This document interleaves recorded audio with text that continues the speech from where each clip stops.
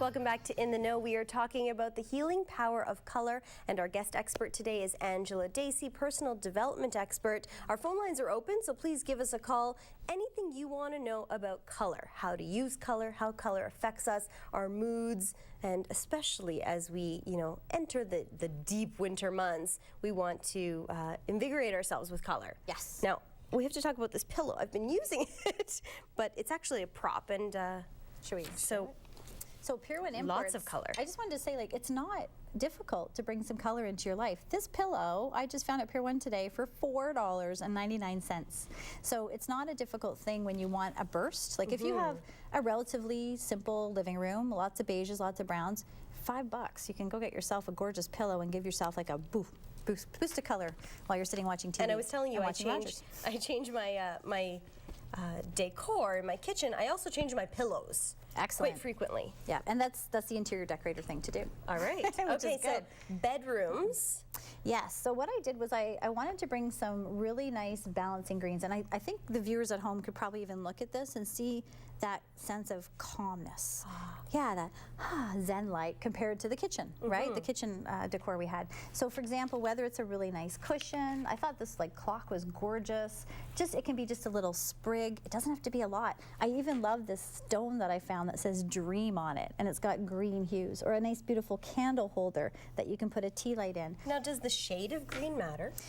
That's to me more personal preference, although I will say that you're not if you're using it for healing purposes, I'd rather see it a more vibrant green than like an olive. But if you're someone, again, who, it depends on your personality, that's maybe a little bit more reserved, more conservative, you might find you're better with the more muted greens. If you're someone who has a lot of energy and you're out there and you're fun, then you're probably going to go for the lime greens and a little bit more of a, here's who I am. Right. Muscles, if you have problems with muscles, joint pain, green's going to just soothe everything.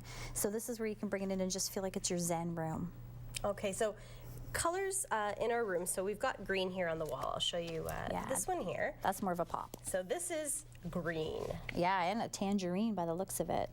So I would say that person's got to have a good, well, it says playful. I was going to say a playful personality. I mean, you can't put that into a room with someone pretty conservative. They'll want to run out the other way. But if you have someone in your life that's fun and creative and exciting, and I'd say go for it. They're going to just love that room. Okay, and on the flip side, yes, we have Chatelain's called this bold and tailored. It's definitely bold. I don't know if I could do it at my home. Well, I think if your furniture is rather muted, to punch up a wall is tons of fun. Okay, just like I had an indigo wall. So there's that kind of red wall. There's that boldness saying, I am here. Come look at me. And I say that my dining room's dark red, so. Okay, well then there you go, exactly. But considering what you do, and you're with Rogers, and you're out there, and you're in the public eye, and you're always doing the York Region dining, red's perfect for you. It's a part of who you are. So, we always think about little girls and little boys. Light pink, light blue. Is that okay, or does that kind of translate differently? Yeah, do you know what's funny about that? That wasn't even an issue until 1940. It was the 1940s that for some reason we decided to start bringing in pinks for girls and blues for boys. Before that, it was never an issue. So marketing has done that for us, right? So now we're tailored to buy accordingly. And if you don't know the gender of your baby, your nursery's yellow. Exactly. So you're really looking at, yes, pink. See, pink is soft and it's feminine and it's about self-love, but there's no reason in a way why a boy couldn't have pink. I know that's going to flip out some people out there, but it's very true. I mean, now we're looking, if you look at the fashion magazines, pink is back for guys. Right. Right? So a couple of people might like that pink purse, but definitely we're looking at that. So with babies, the key with babies is you can do any color you want, but use a pastel. The reason being is their energy is very, very sensitive. Okay? So when they're very sensitive to energies, you want to make sure they're sensitive and they're not getting that bold color. So if you do primary colors in your baby's room, it can actually be too much for them, and they can stimulate them and actually cause them to have crying fits and not sleep well. Which we don't want. No. But like Maria, who was our caller earlier, if we're dealing with toddlers or preschoolers or primary age children, the bright colors will work. They love it. You watch how many kids within those small ages really love those bottom three colors. They're raring to go. They have energy, especially boys. Red, orange, and yellows are very masculine colors. And you'll see boys liking the red and the orange and the yellow bright shirts. Bright race cars. Yeah, and the girls are usually a little bit more on the creative. They're dancers. dancers, they're ballerinas, they're princesses, you'll find girls love pink and purple because they're more feminine. So it seems to be that we're tied into that energy regardless, but the funny thing is we've been marketed to because of that. All right.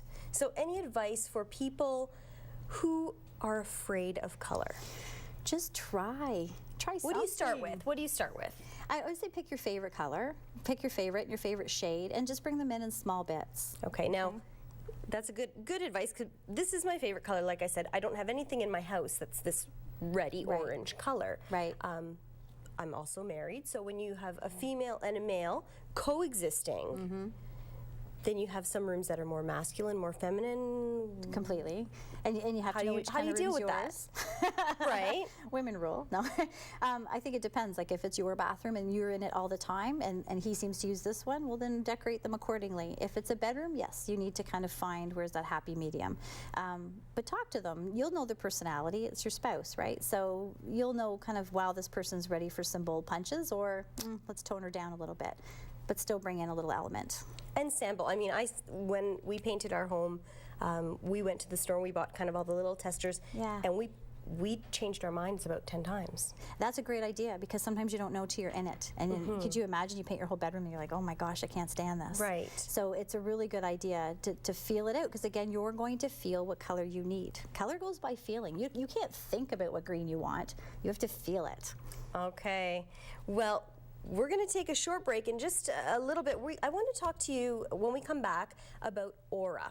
Oh, okay. We talk about aura and what is aura. Okay. And I want to have your expert advice on what is aura. Plus, we're talking about decorating our bathrooms when we come back on In the Know. Awesome.